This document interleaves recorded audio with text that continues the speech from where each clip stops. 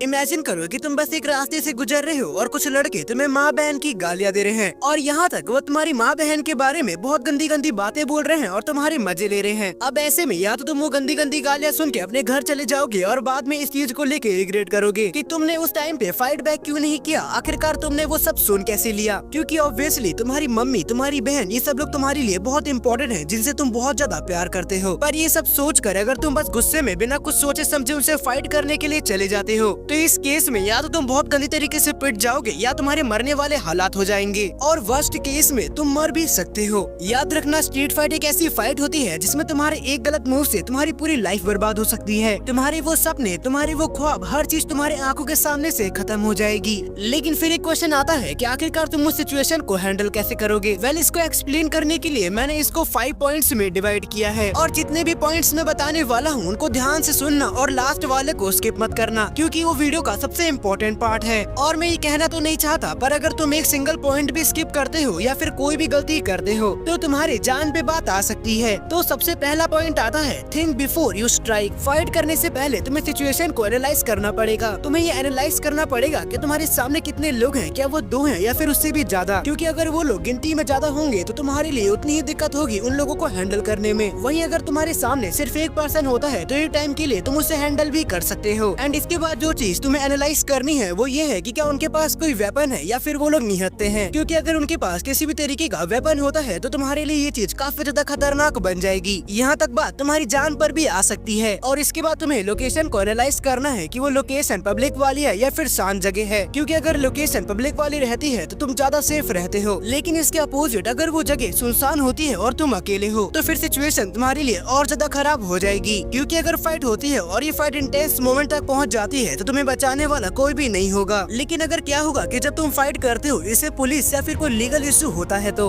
अगर ऐसा कुछ होता है तो तुम्हें एक चीज हमेशा याद रखनी है कि अगर तुम्हारी फाइट स्टार्ट होती है तो तुम्हें पहले कभी अटैक नहीं करना। क्योंकि अगर तुमने पहले अटैक किया तो तुम पर लीगल एक्शन हो सकता है। एंड अब तुम्हें ये एनालाइज करना है कि अगर तुम्हारी फाइट होती है तो क्या उस फाइट के अंदर तुम सर्वाइव कर पाओगे। क्योंकि तुम्हें नहीं पता कि सामने वाले लोग एक्सपीरियंस्ड हैं और उनके हाथ कितने ज्यादा फ्री हैं और क्या वो लोग तुमसे फिजिकली काफी ज्यादा स्ट्रॉन्ग है या फिर नहीं। इसके बाद सबसे इम्पोर्टेंट चीज तुम्हें ये एनालाइज करनी है कि क्या वहाँ पे कोई एस्केप करने की जगह है। क्योंकि अगर बाय चांस सिचुएशन काफी ज्यादा खराब हो जाती है और अगर तुम्हारी बात जान पे आ जाती है तो एक ऐसी जगह होनी चाहिए जहाँ से तुम एस्केप कर सको। सेकंड पॉइंट है, don't stand in kill zone. देखो, अगर तुम्हारी फाइट होती है और अगर तुम्हारे सामने 2-3 लोग हैं, कभी भी उन लोगों के बीच में खड़े मत होना। क्योंकि तुम अगर बीच में खड़े होते हो तो पहली चीज तो यही है कि तुम एक पर फोकस नहीं कर पाओगे। एंड साथ ही दूसरी चीज, तुम पर पीछे से भी कोई अटैक कर सकता है। एंड पीछे से होने वाले अटैक के ज्यादा से ज्यादा चांसेस होते हैं कि तुम उसे डॉच नहीं कर पाओगे। इसीलिए ट्राई करो किसी कॉर्नर के पास खड़े होने का जहाँ तुम्हारे पीछे कोई वॉल हो या फिर कोई गाड़ी हो, या फिर तुम ऐसे ही किसी और चीज के पास भी खड़े हो सकते हो ताकि तुम्हारे पीछे से कोई तुम पे अटैक ना कर पाए। इसके बाद तुम्हें उस बंदे पे फोकस करना है जो कि तुम्हें माँ बहन की गाली दे रहा था। क्योंकि अब तुम उस बंदे पे फोकस कर सकते हो और तुम्हारे पीछे से भी तुम पे कोई अटैक नहीं कर सकता।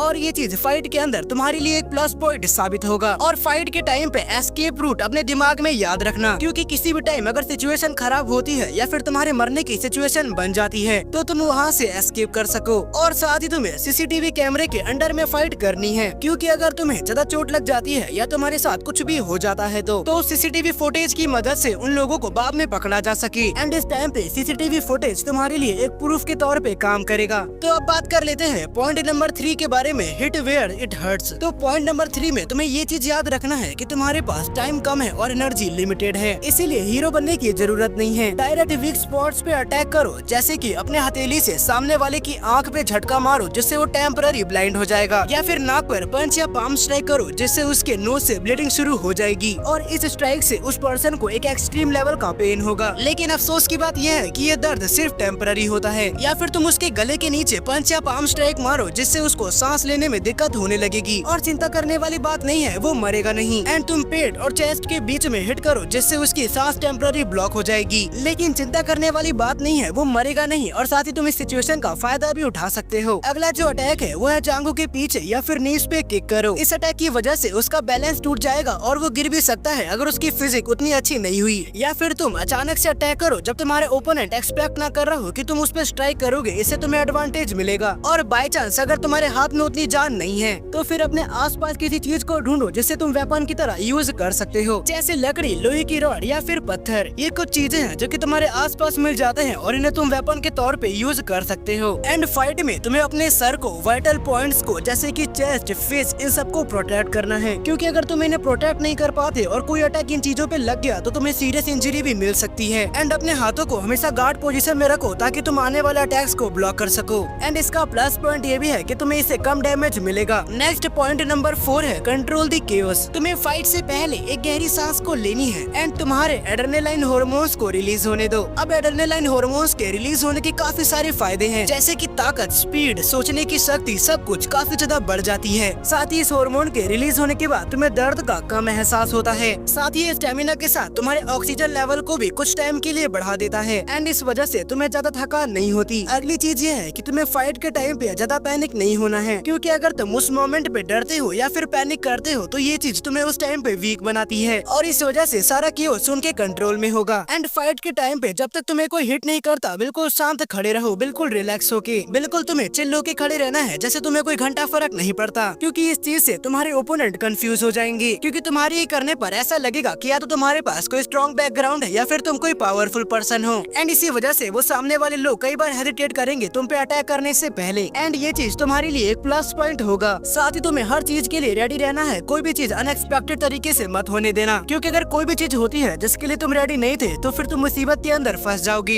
इसीलिए अपने आप को बेकार से बेकार सिचुएशन के लिए रेडी रखना ताकि वर्स्ट कंडीशन के अंदर भी तुम सरवाइव कर जाओ। And last and important point आता है नंबर 5, एंड इट और एस्केप। तुम्हें फाइट में उस पर्सन को बुरी तरीके से मारना है जिसने तुम्हें गाली दी थी, उसको इतनी बुरी तरीके से मारो ताकि उसके साथ वाले लोग भी डर जाएं। अगर एक बार वो डर जाते हैं तो सिचुएशन तुम्हारे हाथ में आ जाएगी, क्योंकि इसके बाद वो लोग फाइट करने में हेजिटेट करेंगे और यही तुम्हारे लिए एक प्लस पॉइंट होगा। एंड तुम्हारे लिए जितना पॉसिबल हो सके फाइट को उतना ट्राई करो कि वो छोटी हो सके। तुम जितने बड़ी फाइट को खींचोगे तुम उतने ही बड़ी दिक्कत में आते चले जाओगे, क्योंकि तुम्हें इस चीज को नहीं भूलना है कि तुम्हारी एनर्जी और तुम्हारा स्टेमिना दोनों ही लिमिटेड है। एंड अगर सामने वाले ओपोनेंट नंबर में ज्यादा है तो ऑब्वियस सी बात है कि उनका स्टेमिना तुमसे कहीं ज्यादा होगा। और अगर फाइट के बीच में एक ऐसा पॉइंट आता है जब तुम्हें रियलाइज हो जाए कि तुम उन लोगों से नहीं जीत पाओगी एंड अगर बात तुम्हारे सर्वाइवल पे आ जाती है तो वहाँ से मौका देख के भाग जाओ, क्योंकि मेरे दोस्त मैं ये वापस से रिपीट कर रहा हूँ कि तुम कोई हीरो नहीं हो और ये कोई मूवी नहीं चल रही। तुम्हें लड़ाई जीतने से ज्यादा जिंदा रहने की कोशिश करनी है, क्योंकि स्ट्रीट फाइट बहुत ज्यादा ब्रूटल होती है जो कि तुम्हारी पूरी लाइफ को बर्बाद भी कर सकती है। कई केसेस ऐसे भी हैं जब लोगों ने स्ट्रीट फाइट के अंदर अपनी जान तक गवा दी है। वहीं कुछ लोग परमानेंट अपाहिज भी हो चुके हैं और ये चीज उनके पूरी जिंदगी का दुख का कारण भी बन चुका है। और अगर एक बार तुम फाइट से निकल जाते हो तो तुम्हें वापस आने की जरूरत नहीं है, बस ये दिखाने के लिए कि तुम मुझसे डरते नहीं हो। तो मैं उम्मीद करता हूँ कि ये वीडियो तुम्हारे लिए इन्फॉर्मेटिव साबित हुई होगी। जो चीज मैंने तुम्हें बताई है हर एक चीज तुम्हारी स्ट्रीट फाइट के अंदर काफी ज्यादा काम आएगी। तो इसी के साथ इस वाली वीडियो को यहीं पे एंड करता हूँ। फिर मिलते हैं एक और नई मजेदार वीडियो में, तब तक के लिए bye bye and take care.